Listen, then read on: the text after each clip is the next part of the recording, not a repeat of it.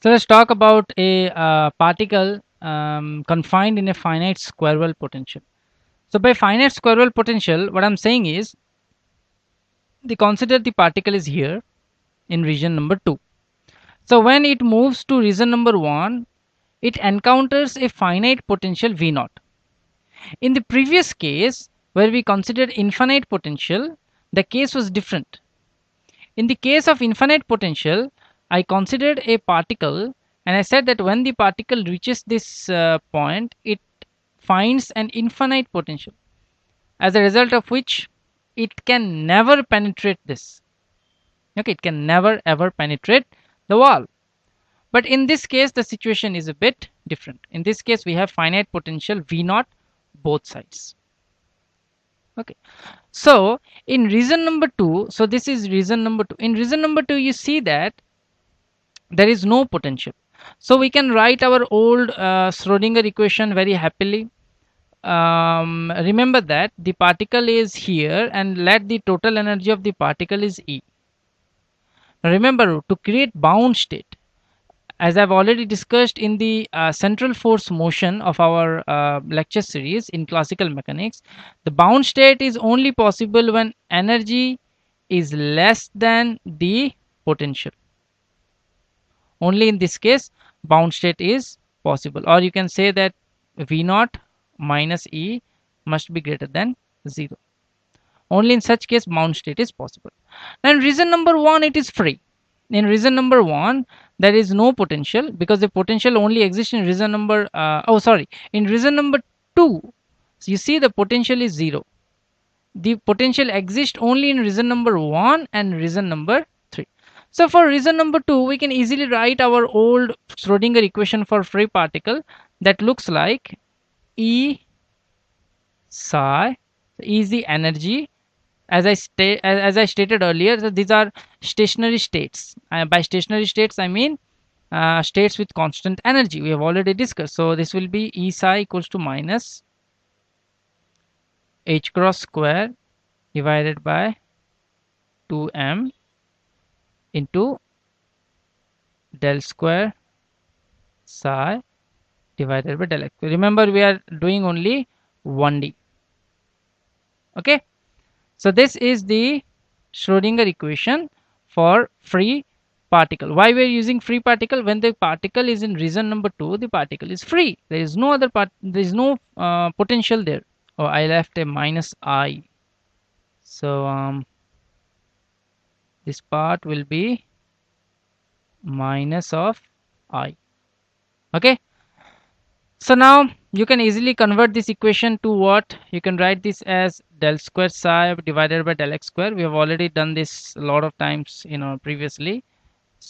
This into, so there will be, I think, a plus k square psi equals to 0.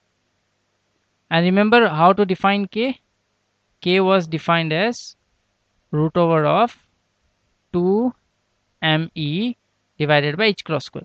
So this was the equation that we solved for particle in a infinite box, because even in the particle and infinite potential, in this particular region, the particle was free. There was no potential acting on this particle. But something unique happens in region number 1 and region number 2. In region number 1 and region number 2, the Schrodinger equation is not going to be same. Okay, because there is a particular potential in region number 1 and region number 3. And what is the potential? The value of the potential is V naught.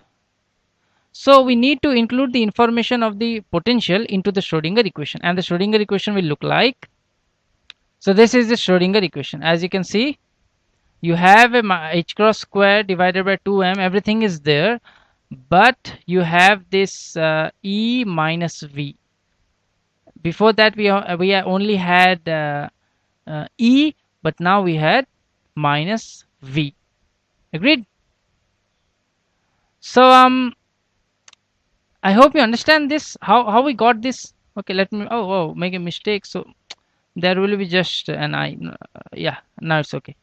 So how do we get this? So let me tell you.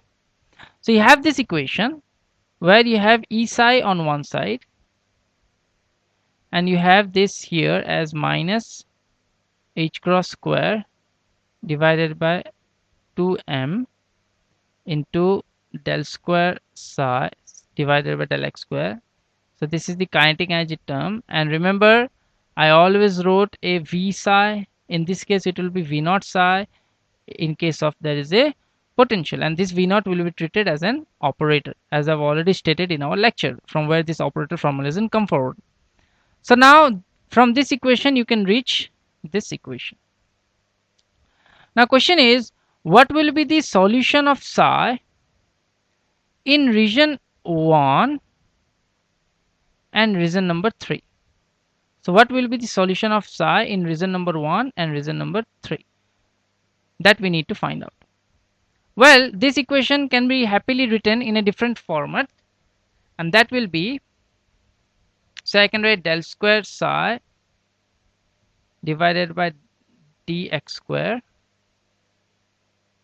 minus, say, alpha square psi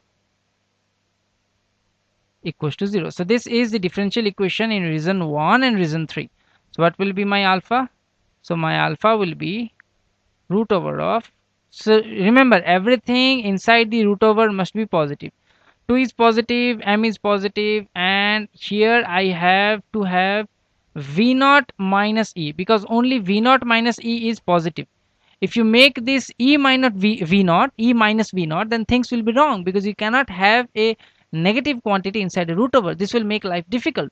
So v naught minus e is positive, as I've already discussed here, divided by h cross square.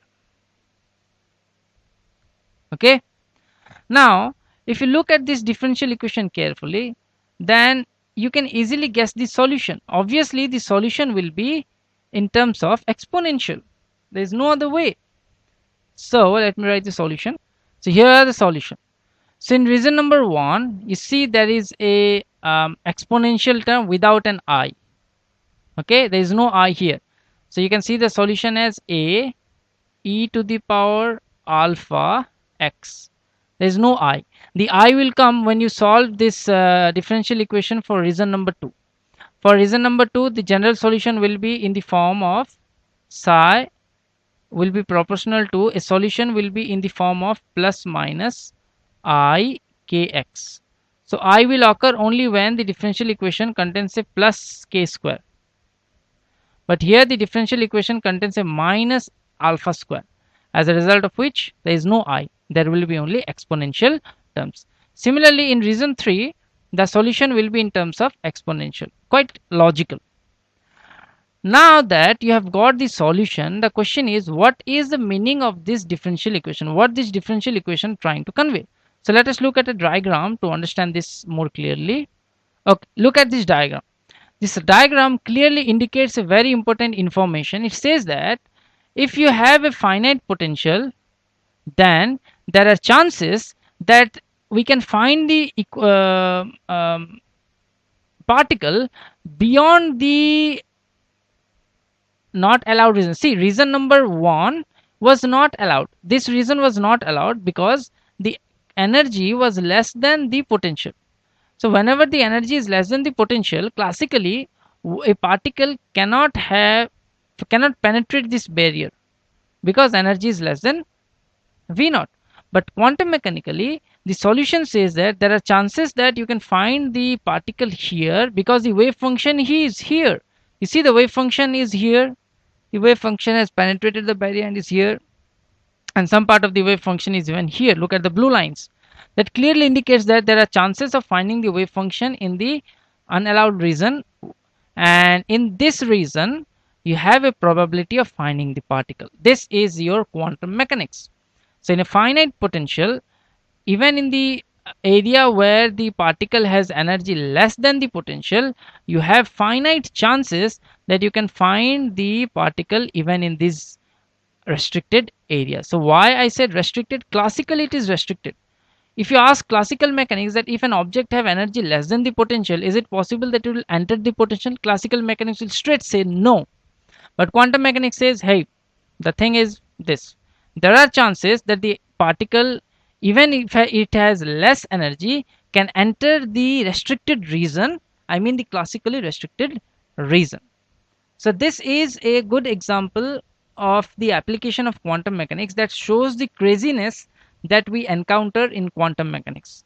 So this is one form of stuff where you see the particle is entering the classically restricted regions. Okay, so this is one application of Schrodinger equations. Quite very easy and quite very interesting. Okay.